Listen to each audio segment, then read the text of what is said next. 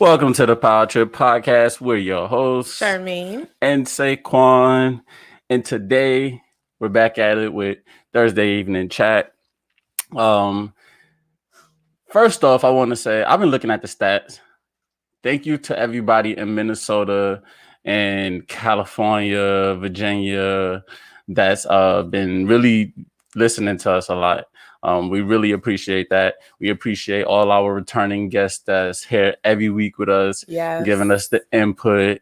Man, we really appreciate it. And I have to say that I actually think it's helping us grow a bit. It is. We've been having more conversations about these topics. Mm-hmm. So it's really great. And that's one of the goals, obviously, is to open up controversial topics a little bit more in our community. We want to make that comfortable. That's one thing. Second is going to help us build exceptional families. That's the second thing. And what's the other thing? It's just to share our opinions and hear what you guys have to say so we can open our minds and be open-minded to other people's opinions and not have to, argue and fight just because we disagree. Right. So we want to be able to have open communication, whether we agree or disagree, but have the conversations. Be able to just hear people out. Yes. Hey, everyone. Hey, Booby. What's hey, up, Mommy. people? Hey, Gabe. Thank you guys for joining us, as always. Yes. Thank you. Please like the video. Make sure you guys subscribe to the channel if you haven't. If you're new here, please join us in the comment section. We want to hear what you have to say as well. Welcome. Yes. So before we get started, I just want to know why you have a mask on. So I was just thinking about, well, for one, I just walked in here with my mask on. I have not taken it off since I came in the house. But I was just thinking, I want to know what y'all think about the coronavirus, the vaccine, and just things possibly coming to an end. Do y'all feel safe? I see Texas is pretty much 100% back at it. They're pretty much about to open their doors. I just wanted to know what other people thought about this. Do y'all think it's just going to be a safe thing to just go ahead, or should we continue? You think we should keep wearing masks or something after they vaccinated? After they say everything's good, no more mandatory masks, you think we just go back in without the mask? You really want my opinion? I mean, okay. No, well, your opinion probably would be it doesn't, Well, no, my opinion is the vaccine is new and there's just not enough research on it quite yet. Camille Stern! What's up, Camille? Back. Hey, girl. It's been forever. I know. Thank you for joining us. But yeah, it's still new. So that's why the CDC and the World Health Organization, they are still recommending people who have been vaccinated to still wear their mask. Okay. A lot of studies have only shown so far that the vaccine the studies have shown that it decreases the symptoms someone would have if they got COVID. The vaccine. Right. Right now, there's a few studies, I believe, in the UK that is showing that it could potentially stop the spread. But like I said, it's still new. So at this point, they don't know the true effectiveness of the vaccine. They don't know. There's so many mutations, and the vaccine may not cover those mutations. So for now, I feel like everyone just needs to still kind of just be safe. Whether stick to the safe side. Wearing your mask or not. Yeah. I feel like, of course, outdoors, if you're walking, going for a run, working out, you don't need it. In your car, you don't need it. You just got to do what's best for you. Do what's best for you. Be mindful. Look out for other people. It's really just a hard situation. This is new for all of us. So, yeah. Well, all right. Well, I just wanted to know what people thought about it. So you're going to wear your mask the whole thing? You think I should? No. I mean, you can. I was just wondering. I wasn't. You don't keep it that way either. Well, you can do what you want to do, but, It bother you that much? It just looks weird. Anyway, so guys, thank you for joining. Let's get started, huh? Let's jump into the convo. All right. We're going to get started. For those of you that are new or weren't here last week, we had a great conversation about beating, spankings, whatever you prefer to call it, whether we think it's abuse or not, strict parenting. We had a really good conversation about people's upbringings, how that possibly came about, why people, necessarily use those ways to discipline their kids. We basically were requested to continue this conversation today. Mm-hmm. Where would you like to start with that? So we ended last week's conversation on whether or not you should spank your kids. What's up, Damien? Hey, Dame. Okay, you're in and out. All right, this was your request to do part 2. So hop on in. Let the professor, sneak away from the professor.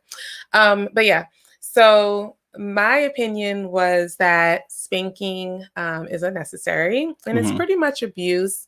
And I feel like, we had a great discussion and everyone had good input. And a lot of us grew up in families. Hey, Mama J.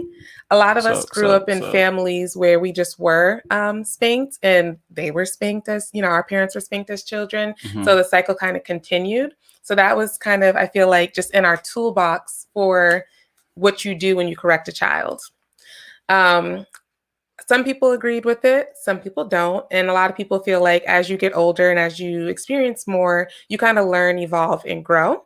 But we're going to continue with, did we have a clip for that or no? So as far as spankings and things like that, no. If not, that's okay. All right. We didn't, but we had one, I guess, about, parenting, and I'm not sure if it would necessarily be strict, about, I guess, kind of tantrums and things like that. Oh, okay. Well, I remember the thing that we kind of ended off on was name calling. And is hi, cousin Let. Hey. Name calling. Do you guys feel like name calling is I don't want to say abusive, but kind of like an abusive or do you think it's abusive or beneficial way to hey, what's up, correct Courtney? Your children? Hi, Courtney. All right. So yeah, because we were talking about that, and growing up, a lot of people are name called. And I was talking to my cousin, and she was we have a whole bunch of conversations offline, and she was telling us how she was just walking, and she lives in New York, walking the streets, the good old streets, and you could just hear parents like cursing out their children pretty much. Hi, Aunt Yvonne. Thank you all for joining. Everyone who's just coming in, we are talking about spankings. This is part 2. We started this conversation last week, and it was requested that we continue the conversation. So we're going to wrap it up this week. If you are new here, please make sure you subscribe to the channel. Make sure you like the video, and make sure you share the video with a friend. We really appreciate it. So yeah, what do you guys think about name calling? So, there's parents who may call their children dumb. They may call their children, crybabies, or some parents call their children out of their names, like the N-word and things like that. What do you guys think about name calling? And is that a form of abuse? Is that an acceptable form of correcting your child when you're mad? For me, right off the top, I guess, no, it's not acceptable. Mm-hmm. And, now having this conversation more and more, I mean, the age thing really just comes into play. And I guess to a certain extent, it's verbal abuse. Why do you say the age thing comes into play?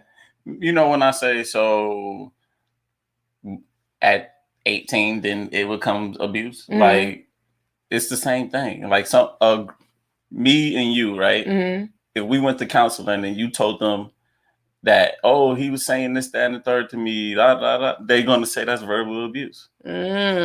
Interesting. Yeah. And that's something, though, I think, once again, it's like a cycle that just gets passed down, because you see couples who will call each other out their name. You see couples who like, oh, you're, dumb or like, simple things like that. So I think it definitely still happens. But I don't think it's effective. I just think, honestly, we just lack tools of communicating. And that's why spankings and name calling, those things happen. Because we were talking about, like, if you like kids and their children in their terrible twos, like when they're just in everything, they're having tantrums, acting crazy, especially in public places. Mm-hmm. And it's like you just get so frustrated or overwhelmed. And it's like you just want them to stop, but they're not. It's like I feel like you just don't, like, if you can't control yourself and wusa, you're going to take it out on your child. Yeah, that's true. I also think, though, name calling is an environmental thing, because let's say, because it's about what you actually see as acceptable. Mm-hmm. Because I can actually say for myself, mm-hmm. I never really thought about the name calling thing. Like, so I never really internalized it. No, you don't think so? No, I think you did. Well, so okay. I believe I started internalizing it once I left that environment, because it wasn't the norm anymore. Yeah. Because like when you hear for instance, women throwing the B word around, mm-hmm. right? If you hear that all the time, mm-hmm. you're kind of okay with it. You get what I'm saying? You become desensitized to it. Yeah, you're desensitized to it. Now, if you move into a different environment where people don't just say that like that, mm-hmm. the moment you hear someone say it to you, you're going to take it like... No, I would take offense regardless. And I've heard it growing up. I think it's partly environment, and mm-hmm. I think it's also partly how you were raised and your own morals. Because I've definitely heard women call each other that, who I'm like, we're in the same circle. Well, that's what I'm saying. And when if they slip and say it to me, it's corrected. I guess, yeah. But I guess if you put it that way, if you put it down to your morals, I guess you could say that. But environment does play a role, because if it's accepted language, because in your environment, it wasn't accepted in my house. I'm not gonna say we didn't name call in my house. Yeah, because we did, but it wasn't like nobody didn't say stop. You get what I'm saying? Now in the outside, it was just free. Like everybody's just saying these things, and it's just regular words to me. It's like when you ever get the one kid that say, because you said something dumb, you said they dumb. They saying you cursing. Or you said stupid. And the kids say, oh, you cursing. You look at them like, stupid.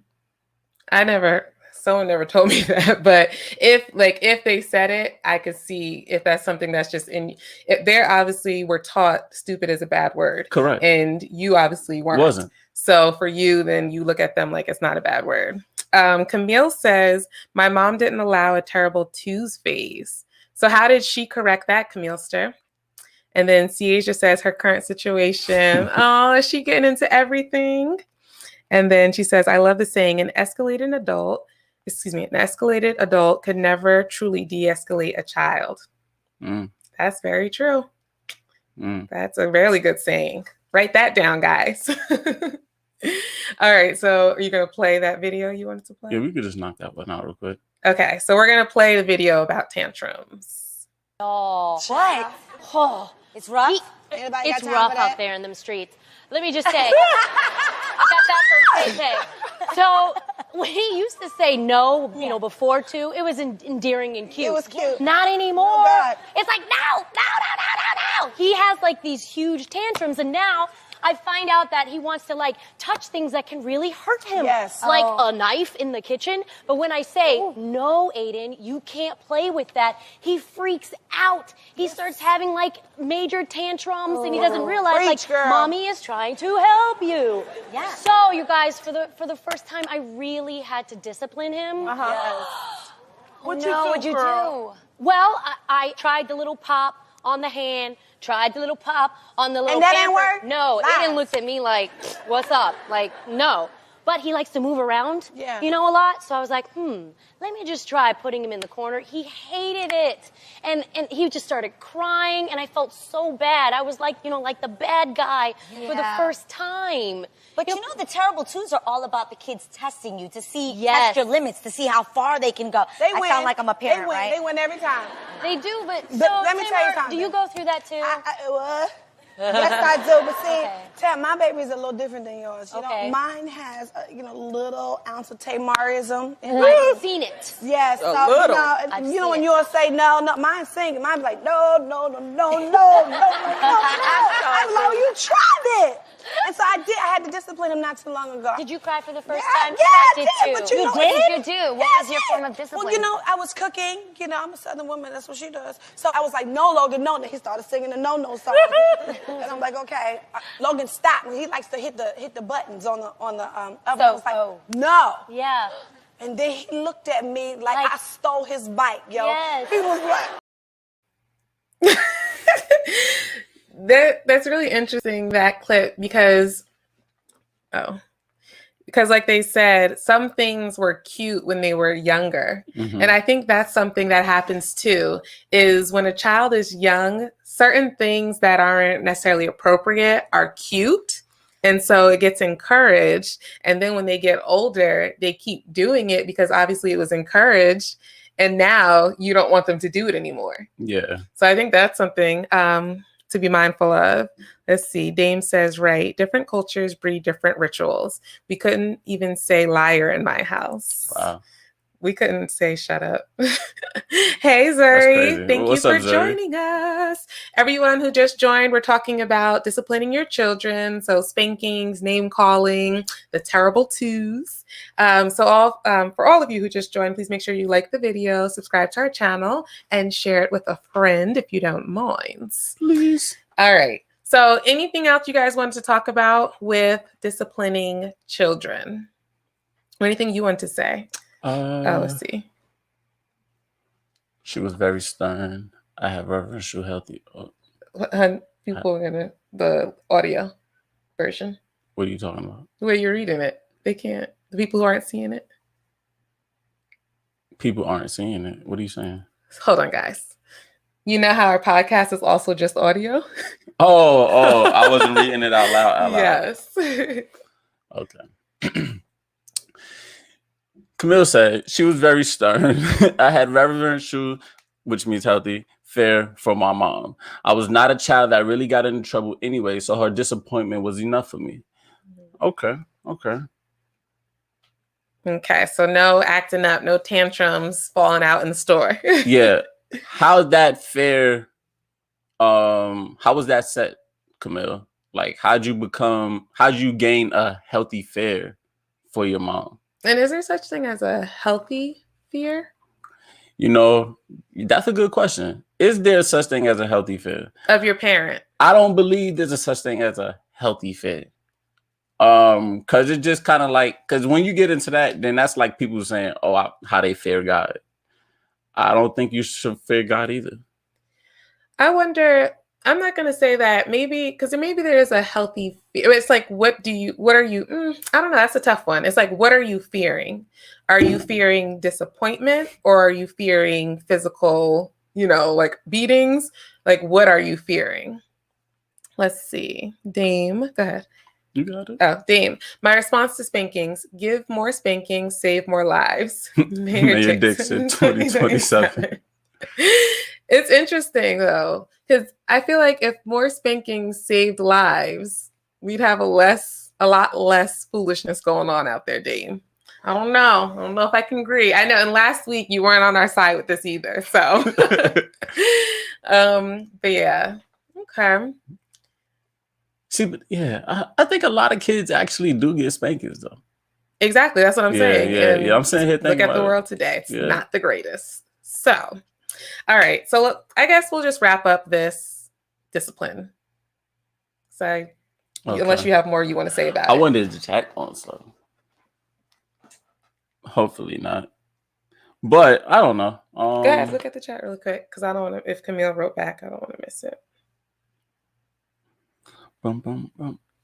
Let's see. Oh, wow. Hi, Amelia. Hello. All right. The problem, not enough spankings. Huh? That's Miss Amelia. Oh, hi, Miss Amelia. Okay. Really? Why do you think that? Why not enough spankings? Cousin Let says, I have seen therapists say not to parent with fear, but how do you get kids to listen without it? Well, respect. And maybe it's harder, I guess, if your child is young, under a certain age, and they don't really understand what respect is, because then it's like, how do you teach respect?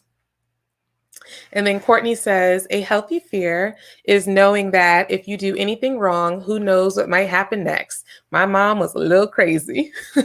But is that healthy? Is that healthy if you're like, oh shoot, I don't know what she's gonna do to me? Yeah, you're not doing something with the understanding. You're just not doing something because you don't know what's going to happen. You're afraid of the consequence. With your mom. Right. You know, now once you become 20 something, everything that you didn't do because of your parent, now you're going to do and find out the consequences. Because you didn't necessarily have an understanding of why you weren't doing it. I think that's huge. That's a really good point. I don't think the fear should really be with fully just disappointing or fear of the consequence of your parent. You should really have an understanding on why they're telling you this isn't okay. So whether it's going to a party or touching the stove, you should really have an understanding on why that action is going to lead to could possibly lead to a bad consequence. Right. You want to read? Oh, go ahead. Nah, we'll read that. Damien said, you should have fear, and you should absolutely fear the repercussions for failing to adhere to authority and standards. Okay. This is true. And then Gabe said, why do you not put a fork in the socket for fear of getting zapped? Healthy fear. That's a healthy fear. Okay, oops, hold on. But people done got zapped and made it before. So but would you do that? Because you won't go outside with when it's lightning, you won't take a shower or something because not take a shower, but you won't mix water and lightning. Yeah, but what I'm saying is, I don't know, you say, sorry, you just say about, if you just tell them, yep, you'll get zapped. They don't do you understand? If you telling me the outlet will zap you, I can't see that the outlet will zap me. You understand what I'm saying? You get those little toys. They have those toys out there that you put your finger in it and it just gives you a little electrocution. Okay. You just do that and you're like, this is what happens times 10 if you put a fork in the socket. But that creates the understanding. Yeah, it does. It does. I think it's a mixture. I do think I do understand the concept of healthy fear because you have to, obviously you're not doing something because it could potentially harm you. So I guess, is that fear or is that common sense? That's what I'm saying. I don't know if it would be fair. Fear is being scared. Yeah. Miss Amelia says healthy fear is needed. Consider it respect. Okay. Go ahead. Sorry. I couldn't say that's respect either though. Yeah, I don't know if that's respect. Because I don't respect my friends because I fed them whatsoever. I respect my friends because we got each other back or whatever the case. Yeah. Loyalty, experience. Cousin Let said respect. Ha ha ha. I am playing that back when you have kids. Guys, listen. So, disclaimer. We are always growing and learning, and people change over time. So when we have kids and we come on here and we're like, listen, y'all, our mindset has changed. Don't be playing back old videos because I'm putting it out here now. Things may change. Okay? Alrighty. Miss Amelia, do you want to read hers, huh? Miss Amelia said, while I work with kids, they do not fear anything, including their parents, which equals no respect for others or circumstances. But is it that they don't fear their parents, or is it that they just don't have respect for their parents, or do they not have respect for you guys and adults and authority or anything? Because you got to think about it. Are these people still doing the things that they even understand is wrong? Right. You understand what I'm saying? And it could be, and I'm, not to label all the children you work with, but a lot of times their home environment may not be an environment where respect is shown, because Correct. a lot of children learn by example. And so if they're mirroring what happens in their home, then yeah, they're going to come to school and behave that same way and not have respect and, consideration for others. It's kids that go home and are the most respectful child in their home, right? And their parents don't know anything, and then they go into school and it's a whole different story. They're a whole different person. So that's just behavioral. That's just behavioral. Like, it's not necessary. But then why would that happen if they're taught one way? Why would they go and behave a different way? Because it's something going wrong. I don't know what's going wrong, but there's something going wrong. But that don't mean that they don't have respect and everything not balanced there in their life. Possibly. Though they must not respect their parents if they're going to school embarrassing them, because you are a representation of your parents when you go out in these streets. But that's if you're teaching your child that. Some people don't look at that either. That we're a representation of our parents. Okay, let's get through these comments. Miss Amelia says, if you fear nothing, you may not be here long. Interesting. Courtney says, back then, though, explanations didn't come easy. That is true. And that's why I feel like a lot of people snuck and did things, or like you said, they just didn't do things under their parents' realm. But when they got out, they either did a lot or they were afraid to really do anything and didn't really live. Yeah. Camille says, if I don't fear my mom in a healthy way as a child, how can I learn to respect authority as an adult? I understood that my mom loved me enough to correct me to right behavior. So, Camille, do you equate fear with respect? Because if you're saying the fear of your mom caused you to respect authority, do you think that they are equivalent? And then Dame says, or do you want to read him? Yeah. Okay. Even if respect replaced fear, what happens when you receive disrespect? What's the emotion behind that? You should know after you disrespect, I'll kill you, equals fear. What, Dame? You said, what? Okay, do you get anything? So he's saying basically saying the result of you disrespecting me is I'm gonna violate you. Okay. So after I violate you, you're gonna fear being violated. And then that teaches respect? Yeah. Now, I beg to differ, because let's say a man, like when he gets to that point, come on now. Like, he could get to a point where he says, I'm going all in. We're going to see who's going to win today. You're going to learn today. A guy can get to that point. Anybody can get to that point. And say, okay, we're going to see who's going to win today. So at that point, are you saying I don't respect you? Nah, I respect you, but today something might be crossing the line and we just going to take it there. Well, and I feel like if someone is disrespecting you, right, and you defend yourself and now they fear you, it doesn't mean that they respect you. It just means that they fear you and know, if I mess with this person, this is the consequence. Yeah. So it doesn't mean that they respect you. So I guess what you guys are all kind of saying is that potentially having some fear helps prevent people from making bad decisions. I still value respect over fear, especially when it comes to raising children. I think that's just more valuable for a child. And, we don't have all the answers, obviously. Yeah. But for a child to be able to make a decision because they respect you and they respect what you have to say versus just fearing that you're going to discipline them, I feel like that teaches more self-control and more self-esteem, and just being able to go through life saying, being a person of good character, to say, I'm not going to just not do this. Like, I'm not going to just not steal in a store because I may go to jail and get in trouble. I'm not going to steal because it's not the right thing to do. I should pay for this. Like, this is taking from somebody else's business. So I feel like that understanding is more valuable than just fearing getting a whooping because you did that. Yeah. And Chichi made a good point. Hi, Aunt Chichi. Right there, baby. What, this one? Mm-hmm. Okay. She says, you get socket covers until the child can understand. And that is so huge.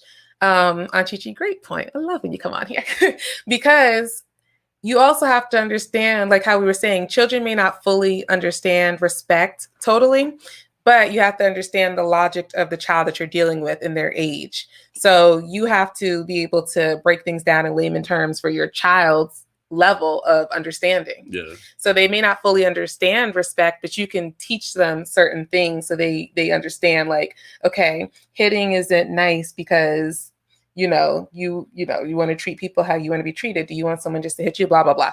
But until they kind of get an understanding of it. So that's a good point. And then let's see. Yeah, people have been sacked, but out of fear, bet you won't do it again. Yeah, out of fear they won't do it again. Or it's, even if they're not necessarily scared, they just not feeling it. But now it's also like once you do something and you learn the negative consequence, it's not necessarily out of fear, it's out of gaining that knowledge. Yeah, it's just like if I know putting a fork in the socket's going to electrocute me, out of knowledge of, okay, that's the consequence or the reaction, why would I keep doing that to myself? Right. It's not even fear, it's just I won't keep doing it to myself. Yeah. And then let's see. I'm scared to put a fork in the socket. Me too. Courtesy killed the car because they want to test out the socket to see for themselves. Courtesy killed the cat. Or maybe curiosity killed the cat. Because they want to test out the socket to see for themselves. I mean, but that's how you learn, is through experience. And yes, it can be. And I know our biggest job as parents is to want to protect our children and make the mistakes so they don't have to. But you can tell somebody one thing, but until they fully experience it, and hopefully they take your word for a lot of things, but until they fully really experience something, they're not going to truly have a full understanding. Yeah. Okay. Let's see. A bit of both. Without the fear, we wouldn't have listened to them. Okay. Oh. It's okay. Damien said to have no fears, to live in alternative reality. There's people out there who are very enlightened with no fear. Yeah. All right, let's see. Mama J says, so glad you know things will definitely change. Yes. When we went to premarital counseling, that's one thing our counselor told us. He was like, especially when it comes to after you have children, he was like, don't ever argue now about things when it comes to raising a child, because after you have a child, your whole mind just shifts and changes. Yeah. All right, let's see. She just said, can't use exposure therapy on a toddler. But you can teach them in different ways, like through videos. There's so many like videos and things out there. Maybe they can't fully, like, you don't want to burn them with the light or anything. A toddler go through exposure therapy every day. They take risks. Every day. All right. Miss Amelia says they have no fear of jumping off buildings, bringing weapons, cursing out the teacher, and this is in front of their parents. See, so, but that's a whole nother level. They don't have Okay, sorry. Go ahead. No, they don't have respect for their parents, and they probably do the same thing at home. That's a whole different level of just... Dame is snitching. Yeah, bro, you got a point. Because you were definitely outside of your mom's presence. Different outside of your mom's presence is probably what he meant. Yeah. Which usually people are. Okay. I'm sick of these grown kids and bad parenting. Okay. Camille said, other words for reverence can be regardful or dutiful. Most Black boys are in prison now because they did not learn to respect and regard their parents' authority. Now the streets taught them. I don't know. That's kind of a weighted, I feel like, dilemma, because I feel like a lot of them were beat. A lot of Black boys were beat growing up. A lot of Black boys, unfortunately, may have grown in a single family home where mom had to work multiple jobs just to make ends meet. So she wasn't present enough. And so, the streets did raise them. But I don't know if it's just a lack of fear that caused that. But yeah, this is good, guys. Yeah, this is really good. I think I don't know. I'm still up and down on the whole fear thing. Like, I definitely still have things that I fear, but do I think that fear and respect are the same? No. And I feel like, oh, thank you, Miss Amelia, for joining us. Thank you. And yes, go get the baby. But yeah, I think respect outweighs fear. And I think understanding and knowledge outweighs fear as well. I think respect and knowledge, and then just trying to build children of good character and moral. And it may be easier said than done, but I think that's better than my child just not doing things just because they're scared they're going to get disciplined by us. Yeah. I want to feed into them. Yeah, I'd rather experience my child at their full potential, I guess, or the most of them. Like I don't want my child to like be out in the world and just be everything that they want to be, and I'm not necessarily aware of their actual thoughts or things like that. I don't really want that, because that's what happens when they fear you. When they fear you, they can't necessarily confide in you. They can't tell you everything. They can't tell you what they're thinking all the time, because they may fear that you may react a certain way, or they may just they may fear your judgment just by knowing certain values or morals that you may have. They may fear just bring you that. That's a good point, honey. So I kind of don't want that, and I guess that would be because that's kind of how I felt, necessarily growing up to a certain extent. And I think that created a different type of relationship. Yeah, I think with like our parents, a lot of our parents in the past generations, it was like a survival, and it was like you need to live by these guidelines to make sure you're protected. Like if you think about it, when our parents were born, it wasn't too far after desegregation. So it was just a different mindset and a different parenting. So, but I agree. I do think because of that, and that shell or whatever it was for them, that it did make it tougher sometimes to bring them things or to talk to your parents. And you do want that open line of communication. So if your child's just afraid that they're going to be disciplined when they mess up, and they don't feel like they can come and tell you like, oh, I did wrong, or be honest, then is that doing more damage than good? Yeah. So that's a really good point, honey. Yeah. All right. And I didn't need beatings to stay out the streets. I'd seen a lot. I've seen enough to make me want to stay out the streets. Yeah. And every child is different. So it's not even all the parent, because they're going to have influences outside of the home as well that shape them. And as much love and, you could do the best job you possibly can as a parent, and then you still have a child. It may not be all of them, but that just, you could have that one. Yeah. There's always one. Some people just get attached to certain things. Everyone's just different. And that's the biggest thing, I guess, about knowing your children and knowing how they thrive and what motivates each child differently. Yeah. All right. So do you want to go on to our next topic? I think we talked enough about we almost 40 minutes in. Yeah. That was our wrap up for last week. Yes. All right. So this is a request. Infidelity. Okay, what about it?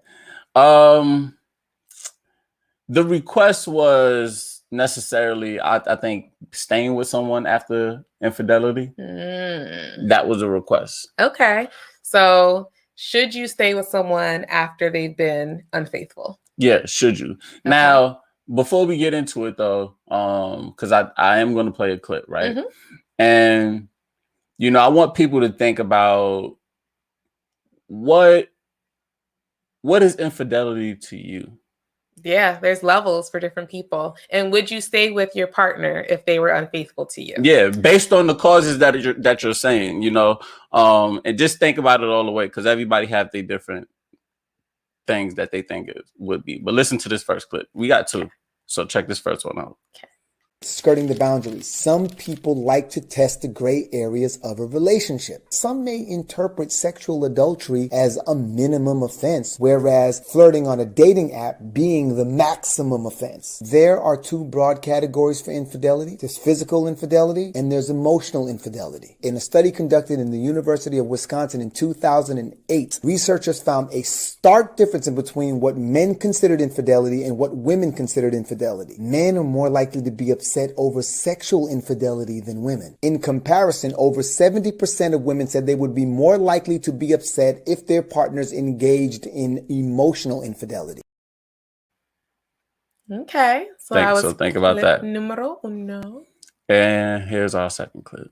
Perhaps it's that woman who's been in that long, emotionless relationship for quite some time. And even though initially there was passion and there was love and there was excitement, over the course of time, this couple transitioned from being soulmates to roommates to roommates. Emotional disconnect.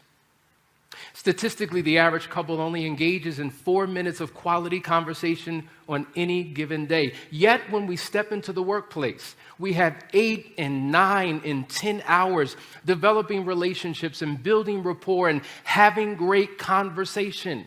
And oftentimes, that coworker, the interaction that we have, goes from being platonic to problematic because we're talking about things in the office, and then we're talking about passions and interests and hobbies and all types of things, and there's an instant connection that takes place. And communication, the foundation of all communication is intimacy. Intimacy, into me see. When you allow a person to see inside your heart and see inside your mind and see inside your soul. And as a result, emotional entanglement begins to take place, which ultimately leads to a full-blown emotional affair. Or perhaps it's a virtual connection on social media. And it starts off innocently with a poke or a wave, a like, even a share. But then it graduates to another level.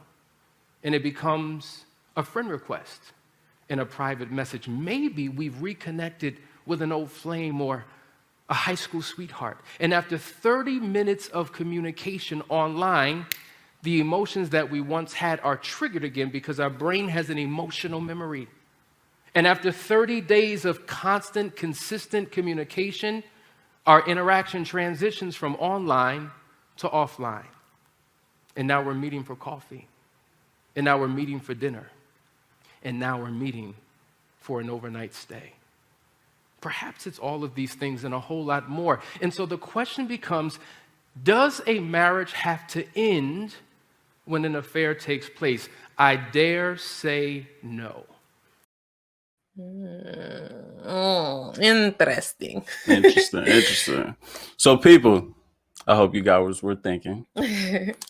Where does infidelity begin? Right. What's the borderline? You know? Well, what's your definition? I guess, yeah. What is your definition? Yeah. What's the definition of cheating? What would be your definition of cheating?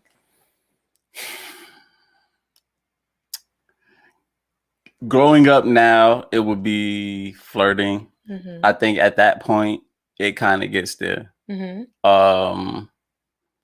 Or even, I think, viewing someone in the sense of, not in the sense of, but viewing someone for an arousal. Like intentionally going to look at somebody to be aroused? Yeah, okay. yeah. So I think at that extent, that's when it kind of gets there. Like when you're looking at that, you know, especially like a specific individual. Okay. It has to be a specific individual because which is not okay, you know what I'm saying? But I think I you know, people watch porn and stuff like that, mm-hmm. and I don't think they watch the porn thinking about that person. Yeah, some people follow these little stars. You're right. That's what. But I'm saying at that point where it's cheating. Just like where you, especially if you stuck on this one person, mm-hmm. like come on, what else is that? Yeah. So the guy ended the conversation by saying, I dare say no. Your mom says, I dare say yes, especially if it was feelings involved. So, okay. Anybody else want to say what their definition of cheating is? So Saquon said it could be as simple as flirting to being, seeking out an arousal from a specific person. Obviously, intercourse with someone else, kissing someone else. What about if your partner is like just having conversation with somebody and it's like intimate, but they haven't done anything physical? What would you say? What do you mean by intimate? Like they're discussing they're having late night conversations, discussing all their hopes and dreams and, complaining about their partner, like everything. Would that be considered cheating? Kinda. Yeah. It is. Yeah. To me, because kinda. It is, because at the end of the day, it's emotional cheating. Like at that point, you're starting to build this relationship with this person, and especially if you're complaining about your partner to them, once something really goes wrong, it's easy for that person to swoop in and to go further than that. Yeah, see, and I guess it changes here though. Now, if this is a mutual friend between me and you, and this is like, somebody that I go, I guess even that, I mean, it wouldn't be the opposite sex. Yeah, and it's crossing a line if you're talking to the opposite sex. Yeah. Because that's one thing I do believe is with you, like no other man should know more than you know about me. With me, no other woman, or with, the other way around, vice versa. No other woman should know more about your emotions, your dreams, your hopes, anything you have going on. Yeah. If I don't know. True. Ciacia said it begins in the DMs. Cousin Let said anything you wouldn't do in front of your spouse. I like that. I like that.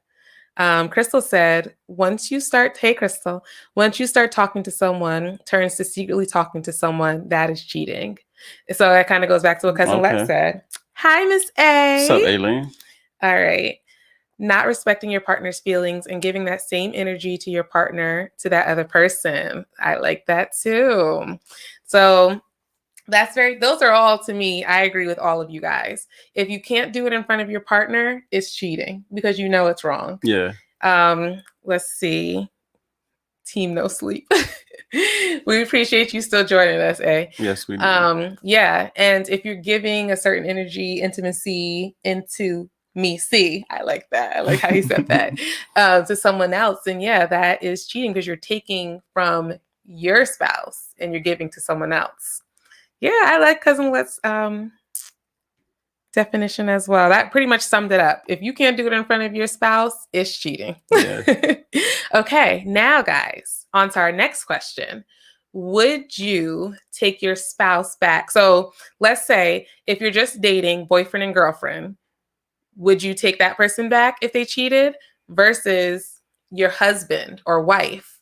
Would you take that person back, or does it make a difference? Is cheating just a no, or does it depend on where you are in the relationship? Let me know. And let's see. Aunt Chi-Chi says, it's different for everyone for sure, but you can feel it. You know when you're crossing the line. That is very true. You know it. Yeah. You know it. See, I just said anything reserved for your spouse or significant other that is done with the individual who doesn't fall into either of those categories. Love it. Yeah. So we all got the clear definition. Yeah, we know. We know what it is. We know what crossing those boundaries and cheating is. So now, if your spouse, husband or wife, cheated, would you take them back? Or if just your boyfriend or girlfriend cheated, would you take them back? And does it make a difference at what stage you are in the relationship? So to me, I wouldn't say it necessarily makes a difference at what stage I'm in the relationship on taking the person back or not. Honestly, I feel like if a person cheats, right? Mm-hmm. And like they just could care less, like they're just sneaking around, they're just out there, no remorse, and they're not even trying to make things right or anything like that, then they're definitely just gone. Yeah. If a person cheats one time and like you can tell that they're really remorseful and sorry, I don't know if I would say just take them back right away, but they'd have to like rebuild that trust so that you can see, like you can trust that person again so that you can move forward together. And then if it happened again, it would be it. And this is just this is for everything that everybody said. Yeah, for all of the above. For all of the above. Yeah. Okay. For me, for certain things, I feel that way. Right. Like what? I guess if I guess flirting or something like that, I probably I don't. It would bother me, but I would also be questioned, like why. I wouldn't be so quick to just throw you, like just boot you. I wouldn't. Yeah. Well, no, I would. If it became a constant thing, like all the time, that's what I'm then saying. Yeah. Now, let's say if it was necessarily like intercourse or anything like that, I'm not gonna lie. And it might just be pride or maturity or not necessarily going through anything like that. I'm not sure how that would necessarily feel. You get what I'm saying? I don't know if I would. You would leave. I think it's like men, like the guy was saying too, it's like men, like when a woman has intercourse with someone else, it hits you guys differently. Yeah, I guess so. And I think it also matters about how you treat the woman as well, I believe. Because I think guys that are just out here like that, you know what I'm saying? They just out here and they just doing that like that. I think if they woman did that, they might be upset in the beginning. They might be. But once she keep doing it, then he don't care until he stops, I think. I don't know. I wouldn't know that mindset, but that's interesting that you just wouldn't care. I mean, I guess whatever floats your boat, because there's people who have open relationships. So they might be okay with that type of stuff. Yeah. No thanks. Let's see. Crystal says, I think it all depends. You have to consider it all, especially with kids. I'm not saying yes, and I'm not saying no. A lot of communication needs to happen. It doesn't matter if you're a married boyfriend or girlfriend. Yeah, I agree. I think a lot of communication and kind of getting to the root of why someone's cheating is important. And it really needs to be like a one-time thing, because if this is like an action you keep doing, then you have to know the grass isn't greener. And like they said, saying says, you don't know what you have until it's gone. So you're going to go out in these streets. Guess what? You're going to get these see what the streets got for you. Yeah, you're going to see what the streets got for you. Then you're going to come crawling back, boo-boo, and too late. All right. Mama J said, I would not take my husband back. It will always be in my head. So no, I couldn't. And I saw, okay, Courtney said it. Depends if you can forgive. If you can't, then no. And so that kind of goes to what Mama J said. If you know you can't forgive and you're always going to hang it over your partner's head, you shouldn't take them back. Yeah. Because you guys are going to be miserable together. You're never going to rebuild that trust. And unless, you can seek counseling, you guys can work through it. But if you can't let it go for yourself, it's just going to be, unfortunately, an unhappy relationship. Yeah. Aileen said, make them work for it. Yes, gal. And then let's see. Crystal said, infidelity happened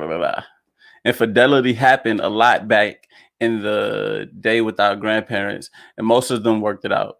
You know when it's over or worth fighting for. And then she says, the 80-20 rule is real. Yes, indeed, honey, because all these 20s that these men out here cheating with, or these women out here cheating with, when you got a good person at home, listen, you go out in them streets, you're going to get fleas. And then it's just so selfish and disrespectful, because it's like you could potentially bring something home to your partner, like, and then, it's just really selfish. And I understand. I think how we kind of talked about what cheating is, like things you can't do in front of your partner, your spouse. It's like, it's a slippery slope because that may not be the intent when you go out there, when you're having conversations or think you're just flirting and doing little things. But let's say you and your significant other get in a big fight. And then you're just so mad. And then you got that person there who you know flirts with you and who could easily kind of cross that border with. Yep. And seeing that, that's what I'm saying. That's why I be feeling like the opposite sex is like, it's kind of hard to say if you could just be friends with that person like that. Yeah, I think only if it's like a mutual friend type of situation. Mutual friend, and almost got to be in a relationship too. Got to have somebody like. Yes, you never know who's plotting. You never know, but you never know. You want to read Mama? My mother said, "I can forgive, but just not want to take you back. We may even can be friendly and cordial, but not married." Okay, so that is a deal breaker for you. And I definitely, it's a deal breaker for a lot of people, because isn't that like how certain like if you get caught cheating, like a prenup just go out the window? Yeah, because it's huge. Like, you made vows, or even if you made a commitment to somebody, you're saying you're not going to do this, and then you go and you break that. Like, your word is everything. Yeah. So if you go and break that, then what do we have? Yeah. Okay. So, all right. Being that we talked about that, now let's say you forgave and you did want to try to take the person back, right? Or not even that. Let's not even make it that harsh, because it might not fit all the way with everybody just leaving the guy, right? Let's say you done cleaned the house up, right? And you done came home and your man's got the house looking like a tornado just ran through that joint, right? Tonight when y'all in bed, he go for it, right?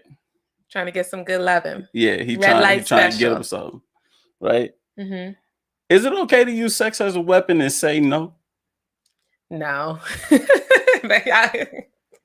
No.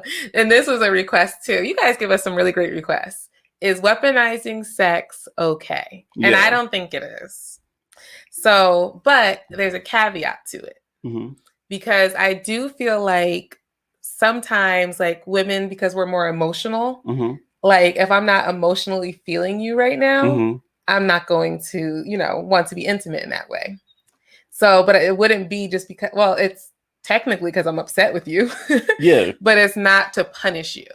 Now, I think if someone uses sex as a form of punishment, it's pretty much like manipulation, and it's trying to like use, it's like a power tripping. Yeah. You're power tripping. Because basically you're basically saying, well, no, I'm not going to have sex with you because you didn't do what I wanted you to. It's like a form of discipline. Yeah. This is a consequence. I've done it. If I gotta clean all day, no cookie. Eat you double hockey sticks, yes. And egg, you red hair. Oh gosh, ladies, come on. All right. Well, since y'all feel like that, we're gonna just go ahead and get this last clip out the way. Okay, 1 second. We all know that according to society, a man can be more promiscuous. Let's just say it out loud. A man can be more promiscuous than a woman. He's taught from the time that he's a teenager, talking to his boys, they're talking about girls. And then he goes and talks to a grown man or his uncle, his dad, and something like that. And they tell him to go out and get a bunch of what? Sex. Socially acceptable. Imprinted in his DNA. Now, when he chooses to have a girlfriend, to have a lady, to have a woman, to have a wife, and you decide that now I love you and I'm not going to have sex with you no more. Ladies, you have just completely jacked up his whole world. He don't understand that. Why wouldn't you want to give him any? Why wouldn't you want to have sex? Some of the reasons that we don't want to have sex is because I'm mad at him. I don't want to give him nothing. Let's talk about that. So, He did something wrong to you, and right now you're not emotionally feeling him. Let's even say he apologized to you. In his eyes, his apology meant that he squashed it. He apologized. And you said that you forgive him. But yet, you still don't want to be intimate with your man. Notice I say your man, because this is your man, right? That you don't want to share your body with. That he needs to have to feel valuable, to feel accepted. It's a form of acceptance to him when his woman chooses to have sex with him. When she chooses to want to have sex with him. So now you're saying, I'm mad, I'm emotionally not there. Well, ladies, I just want to tell you, you need to get it together. You need to emotionally get your connection back together. Because at this particular point, it's not him, it's you. He said, I'm sorry. You said you forgave him. So now what's the problem? The longer you hold on to not giving him sex, the longer you're putting a separation between you two. Because sex is a form of communication. It's a form of communication that draws him closer to you, that draws you closer to him. He needs it. It's a way that he talks to you. It's a releaser for him. Okay. All right. So first we have Ciages. She says, I think you should start how you want to finish. If cheating is unacceptable, then it's unacceptable regardless of relationship status. That's a fact. Crystal says, a man can't complain about the house and food when he had the time to do it and then later expect some goodie. Absolutely not. And Cousin Les says he needs therapy if he that wrapped up in needing sex. Okay. It's interesting because a few weeks ago, we talked about the needs of men and women. And one of the needs of men is sex. Yeah. And not in it's the gas to his car. And not in a nymphomaniac type of way. But it's like, it's just a need of a man to have sex with their wife or their woman. It's a release. It's a release for him. It is a connection for him. It's something that fuels him up to be the man he needs to be out, in the world for you. It's part of that. Mm-hmm. Sex for a man is what affection is for a woman. Right. So, that being said, do you guys think some of you answered, you think it's okay to weaponize sex, but are you saying that you're not going to be sexually intimate with your partner because you're mad, or are you doing it to teach him a lesson? Yeah, because think about it like this.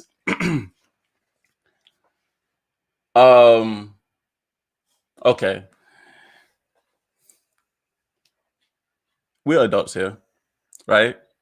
Oh God, what are you about to say? You going through your day, right? Your man's look good or whatever, right? And you got that feeling, right? You just got that feeling. Mm-hmm.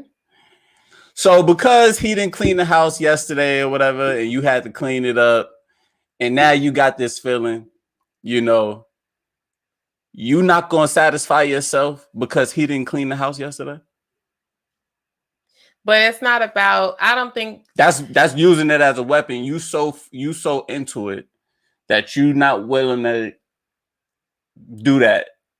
You understand what I'm saying? It's kind of like playing games. It's kind of like when women it's really a form of discipline. Yeah. It's like teaching you a lesson, and it doesn't even have to be in the sex sense where it can be, I'm going to be cold to you. I'm not going to be as affectionate that I typically am, or I'm not going to make your plate today. Like it's different things like that. It's doing things that you normally wouldn't do just because you have an attitude. Right.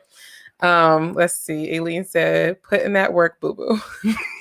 Cousin Let said, is it really a need, or is that what you've been taught by society? Actually, I didn't even think it was a need until this year. So I don't think I got that message from society. It's more from like a biblical standpoint that it made sense to me. Crystal says, these messages are limited to discuss all this. Okay. And then Chichi said, women need to feel connected to want sex. Men need sex to feel connected. What's the middle ground? I really like that. So, and that's what I was saying earlier. It's like, I may not feel emotionally okay with you to want to do that, but it's not me trying to punish you. So I feel like the middle ground is communication. Communication and respect. And respect, is being able to communicate with each other and get past what made you upset. And also, if the man apologizes for what he did and he was genuine about it, being able to be forgiving. Yeah. So things can be frustrating and it can be annoying that, you came you came home and then it's kind of like inconsiderate for you just to mess up the house. Yeah. Because you're not appreciating all she did all day. So I feel like communicating that, and once the man gets understanding and he can be like, you know what, I didn't even look at it like that. I didn't mean it that way, blah, blah, blah. I'll clean this up. And then you guys can move past it. Then you can get it on to the break it on. Yeah. Let's see. Courtney says, that is where you become a mother and not a wife. To me, trying to teach lessons instead of communicating. That's so true. Yep. When you try to manipulate or correct or, discipline your spouse, it's like you're trying to set up the guardrails for your spouse so he don't bounce out of here. Right. You stay in this narrow line. Yeah. And that can be very dangerous, especially like some women try to do that to avoid their man cheating. So it's like they won't let their man go out to parties or do anything because they're just so afraid. Like they call it like letting him off the leash. It's like he's not a dog. He's not a dog. So, and I guess that go back the other way. If you think you training him, and women say that a lot by too. using sex as a weapon, he could go get it somewhere else. That too. And it goes vice versa. So like even a man withholding it, because like Aunt Chichi said, True. Women need to feel connected, and through sex you can feel connect. That's how we feel. That's part of the way we feel connected to our spouse. So if the man does that and he's cold and he's not, being affectionate and intimate in that way, then you can also use it as abuse. True. Now, typically, for the most part, not in all cases, but, typically men are ready to go and want it a lot more than women do in most cases. So, that's why it's typically more so a power that a woman has that she can abuse by using it as a correction tool, by withholding sex and weaponizing it. Yeah, because the woman has to like want it that much for, the man to just be like, nah, and to be hurting her feelings. Yeah, well, it can happen. I know. I'm not saying it can't, but Yeah, it can happen, definitely. Mommy says exactly, no guardrails. Yep. And then Aunt Yvonne says she agrees. You want to read Cousin Les says, I personally don't know anyone who uses it as a weapon. However, I know women who feel pressure to give sex when they don't really want because of man's so-called needs. And Court said she's seen both sides of it. And Aunt Chichi said, very true. I can understand that. Feeling like you're not in the mood. Women, we may not, our bodies may change, especially like if you just had a baby. Like there's just different things. You just may not want it, Part of it though is I feel like we have a job as a spouse. So like men have a job and women, we have a job. And part of your job is you may not always want to do something. Mama J said, Cousin Let is on fire. You may not always want to do something, but if you know it's going to make your spouse happy, why not? It's like part of your job is doing things that's going to make your spouse happy, even if you may not. If it's not hurting you and it's not something that like is causing you like pain and strife and you really just don't want to do it, like that's different. Like let's say a woman has pain every time her and her partner have intercourse, or she just is very dry, like there's just discomfort with it. Then I feel like Crystal said, get out of here with all that. Then I feel like, okay, I can understand. But honestly, and I really mean this, like, I think it's like being mindful of your partner and their wants and desires, even if you don't feel like it's a need, being mindful of what your partner wants to feel loved or feel connected, and vice versa for men. I feel like as a man, if you know there's certain things that your wife enjoys, I mean, I don't want to say shopping because I don't enjoy shopping, but like if your wife enjoys shopping and that's something she likes to do with you, but you don't want to be in the mall for a few hours, I still think as a man, you should go out your way to do things that you know your spouse enjoys. Yeah. So even if you don't, sorry, honey, I'll let you go. Go ahead. Even if you don't want to do something or it's not your, something that you just look forward to doing, I feel like part of your job in making your spouse happy is doing that, especially like if you okay, I'm about to keep going. Go ahead. No, I agree with what you're saying. Crystal, she don't necessarily need to get out of here with that, because let's say if we go deeper into it, right? I know what needs to be like. I understand that it takes something to get here, right? I'm not the type to just come and whip my thing out. Let's go. Like, we gotta build up to that. You get what I'm saying? So that's for one. Like, for real, like, all jokes, like, it's not like I'm just about to walk in the house, be like, oh, I'm ready. I went to the bar, I came back just ready to go. Like, even if I did like and wanted, then I'm still gonna take other steps to initiate that leading up to it, to hope that you would want it. And furthermore, I wouldn't want to necessarily do it if it's a state where I know you don't want it.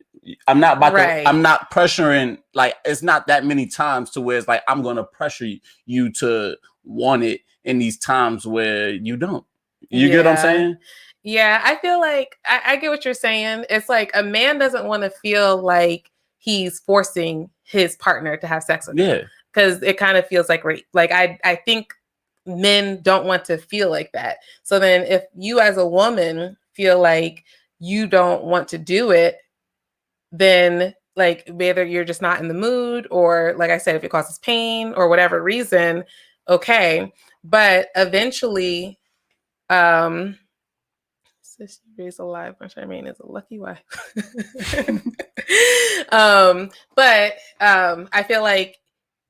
I just feel like it's kind of unfair to say, okay, well, I don't want to have sex for a whole month, so it's not that big of a deal to my husband because it's not truly a need. I feel like it's kind of selfish to say that. Yeah, and now don't get me wrong. Also, you might have your times where sometimes you just ain't get the hint. You know what I'm saying? But through communication, you have your times where you'll speak up. Even in that, like, I might be trying to do it and I ain't get the hint. You're gonna say something about whatever has you in whatever feeling. You get what I'm saying? And we'll talk about it sometimes, and either we gonna do it or we not gonna do it. And just based off the conversation, how that flow, but we might do it tomorrow. But I'm not. I guess it is back to the need part too. It's not like I needed it that much after after I know that you're not feeling it. Okay. What? Nothing. Mommy says too much. Yeah, talk about our business. Let's see. Mommy says Poppy sure does. He will bring the game while I shop. And then she says, you raised a live one. Charmaine is a lucky wife. She said, I tried my best. Cousin Les said, I just don't like the word need. You need food and water to live. You won't die without sex. Nah. But it may make a man more optimal and happy and thriving and just have more vitality and testosterone. Yeah, and I mean, shoot, like, I guess you're not a man. But it will feel a certain type of way if you just not getting it like that, and you choose to not do this with nobody else. Yeah, that's another thing. It's like because then it becomes too, if your man has this desire, but you only want it maybe once a month, or you just want to schedule it once a week, and his desire is more than that, but you want to be monogamous, it's kind of like, you know, where do you meet? Where do you meet in the middle? Where is the compromise? Correct. I understand it. Okay, Crystal says, just because my man needs sex doesn't mean I'm obligated to give it to him when he wants. Life happens, and it isn't that easy as you grow in your relationship. Right. I don't know what the last part, like life happens and it isn't as easy as you grow in your relationship part means, but I agree. You're not obligated. You're not obligated to give it to him when he wants all the time. But I do feel like you should give it to him. And I do think it should be, you know, enough to like fill his sexual appetite. Yeah. I just, you know, I mean, so with y'all, with y'all feeling like that though, should he just be ready for you when you ready to go? Like, I mean, Poppy says, speak for yourself. Aileen laughing at once a month. Once a month, that girl. Yeah, I think crazy. Once a month is crazy. I think once a month is truly. It's not a lot. Yeah, and that's like overboard. That's crossing the line. Okay, let's see. Crystal said, let's be real. Women need sex just as much as men do. We want the affection and intimacy, but realistically, it isn't something that can't happen whenever he wants. Okay. It isn't something that can't happen. Maybe that can happen just whenever he wants. Like, it's not something that should just happen when he wants it.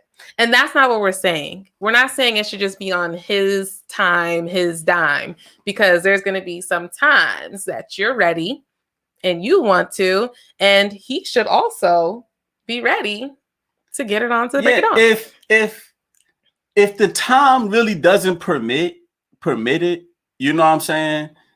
Then no, we're not gonna try to like, you know, overdo it. Like, right. And I agree. I guess I agree with the part where you say life happens. I agree that. I think still growing in a relationship, I think that sex can still be often and healthy and, you know, a good amount of times that you're doing it. You said when you're growing in a relationship? Yeah, because Crystal said earlier that life happens, and when you grow in your relationship, it may not be that easy. As you grow in your relationship. As far as having a family, all of that. Right, because you have children and you have other obligations. But I understand the whole life happens part of it, where like you said, when you have children and things of that nature, you may be a little bit busier. But you have to make time, because even if it's not like, if you're not, for one, you have to make time just for you and your spouse and your partner to have just time for you two. And then on top of that, you know, you have to like, you don't want to lose the spark. You don't want to lose the tenacity. I mean, yeah, because I feel like even if you have kids, and Crystal, you got one. So I feel like even if you have kids, right? You know, you got to be able to set that mood sometime, or be in that right zone based on the amount of affection that's been given, you know, and responsibilities that have been taken care of. We can knock it off in the room real quick before we have to, you know, finish out the day, or the kids went to sleep, you know. Maybe I already been giving you that affection all day, and you know, it's just right. It's just the time. Like, yeah. Like I said, you make time for things that are important to you. You make time for things that you want. And the things that you want, yes. And for all you guys who are just joining us, we are talking about using sex as a weapon. And now we're kind of split it into sex as a need for men, and whether women should, you know, withhold sex from their husband and vice versa. So please make sure you guys like this video, subscribe to our channel if you have not, and make sure to share this video with a friend. We appreciate you all for joining us. And Mommy said, is that why you all drink so much raw juice? Gotta stay vital. Because listen, I'm not arguing that you don't have to work on it, just that it's not a need. Settle down. It's a need. Poppy said kids go to sleep. And what I can say from the older I get and the more that I keep hearing about it, you know, I think when women have kids and their bodies go through certain things hormonally and mentally, I think that the drive the libido does change. I do think so. Okay. I agree. I think it's a mixture of mental, body changing, hormones changing. Yeah.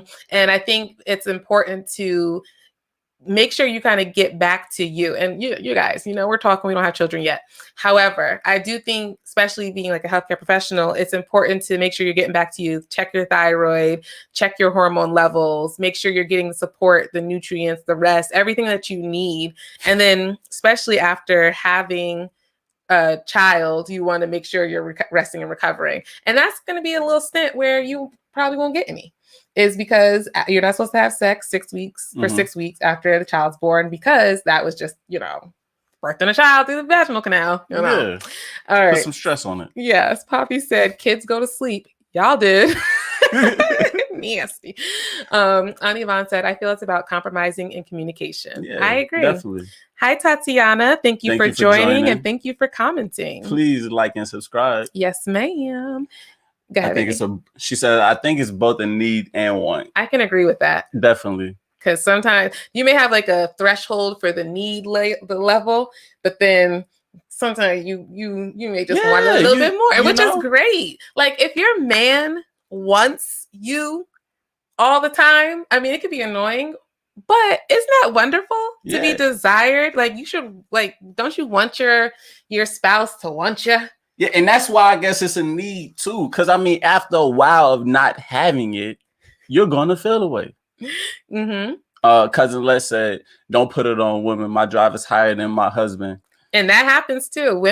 Some women have higher sex drives, and they'd be the ones like crazy little night animals. Crystal said, "It's easier to have sex when you have no kids." I'm not saying we don't have sex. It just doesn't happen when he wants it. When he wants it. It just happens when we got the time and are awake for it. So are you saying that it never happens when he desires it, or just not all the time that he desires it? Because I feel like sometimes it should happen when he wants it. And I guess it's personal. And this is what I'm saying. Is he setting the vibe? Like, are there moments, free time, where y'all can do it, but he just not hitting the right buttons at the time to get that in there. You understand what I'm saying? I don't know if that would be the reason why. Maybe if that's what she says. Because those would be the times that's free and he wants it, so we do it. You understand what I'm saying? But she didn't say it was free. She said it just happens when we have time and are awake for it. Yeah, she said, I'm not saying we don't have sex. It just doesn't happen when he wants it. And I'm asking are those times don't happen when he wants it because he's not pressing the buttons on the free time? Well, let's see what she said. Sometimes it works out for both of us when we want it, but most of the time timing doesn't permit. Okay. Mommy said, cousin your Tio said it gets greater later, for real. Mama what is J the said definition of need? Saquon's gonna look that up. Crystal said, now if y'all want to babysit, I can assist with this need. We'll watch Azania. Eileen said, hey. Mommy said, yes, indeed. Crystal said, okay, we read that. Cousin Les said, okay, you might be winning me over on the need part when you couple it with needing to feel desired. Yeah. So, I mean, the need is, it says for the verb, require, because it's essential or very important. Yeah, very important. Sex is very important to a lot of people. Yeah, and then a noun way, it says circumstances in which something is necessary or that requires some course of action. It's a need. And an action. Yes, but I do think it's needed. And I really love how Aunt Chi put it earlier, is like women, we need to feel connected and we want to feel that connection, and men, part of feeling connected is through sex. Yeah. I feel like, I like how the lady said about it being kind of like communication. I think it's like the affection and the intimacy is the base. And this is why I say pushing the button. This is what I mean by pushing the button.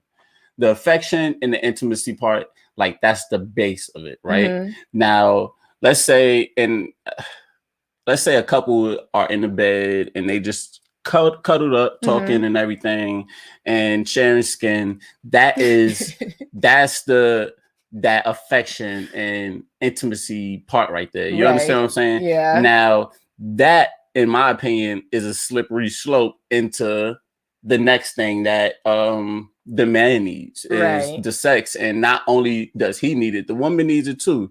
You know, now we're gonna add that into it, and it leads to this overall great feeling and communication and other things between the couple. Yeah, it just creates a greater level of intimacy. It keeps building on that intimacy. Correct. And I feel like it's also important for men out there who, if this, you know, is something that you need and want, that you also have to make sure you're giving your spouse affection. Like, you don't just hit it, roll over, and go to bed. You need to be spooning. You need to, like he said, press the button, which really just kind of means like, do those things that you know she loves and that would get her in the mood to even want to do it.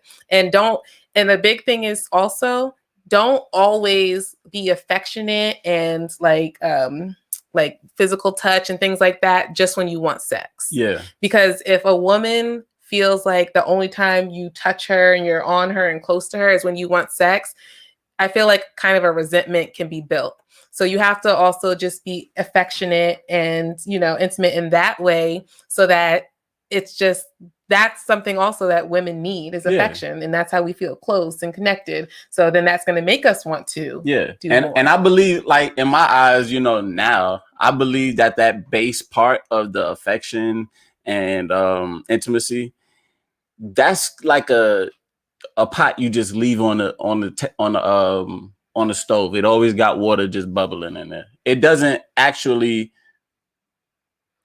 I think that's about it. It doesn't actually have to leave, which means that it's always ready to put something in it. It's like, keep that love tank filled. Your mom said, my G said, old school song, Afternoon Delight. Gonna find my baby, gonna hold her tight, gonna grab some afternoon delight. My motto's always been, when it's right, it's right. Why wait until the middle of a cold? When it's right, it's right. Yeah. But yeah. So, yeah, I think, so what did we learn? It's a need. It's a need. And we do not weaponize sex, ladies. Communication is key. Discuss with your spouse, your partner, why you're upset. You know, have that open communication, because that's another form of intimacy, is being able to be open and honest and work through things together. And that's just going to make you guys a better overall couple. Right. And I mean, like I said, we all adults for the most part. I can't speak for everybody because people do go through things, but for the most part, it's an enjoyable act, you know, for us in relationships, you know, some people out too, but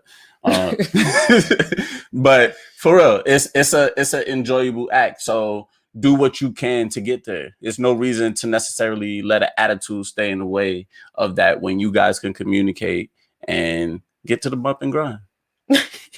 For real. Yeah.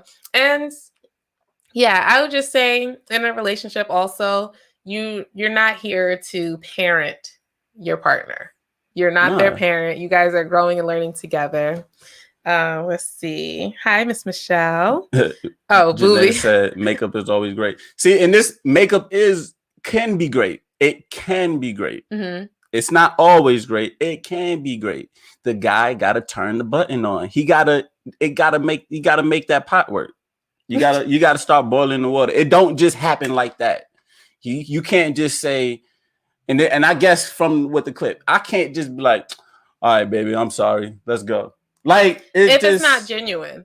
I think even if my sorry is genuine, it's not just about to be like, yeah, I apologize. You're right. I could be as genuine as ever. Just those little simple words ain't about well, to... if you're saying, if you're saying I'm sorry and then like, well, let's go do it, then it just seems like you apologize because you just want to go do it.